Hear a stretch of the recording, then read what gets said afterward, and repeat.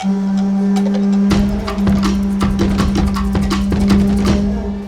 ora, my name's Kara. Kia ora, my name is Manaia. Kia ora, ko Miriana Solomon tuku ingoa, and we're from the Mana College Kapa Haka group. We've prepared by having practices every Monday, Wednesday, Friday after school and have no marae on every second weekend. For me, representing my culture is like just showing like a part of who I am and seeing other people show their culture and like how much they appreciate it just means a lot. I want to thank Keith for coming in his time, teaching us everything that we need to do, the Nui Haka actions. Yeah. Mauri ora kas, mauri ora. Mauri ora. Our last words for our groups is Yeah, give it their all and that we're proud of them. So proud. Yeah, to perform your best because this is our last performance with the Year 13s. Mauri ora! mauri ora. Mauri ora! Ka pai.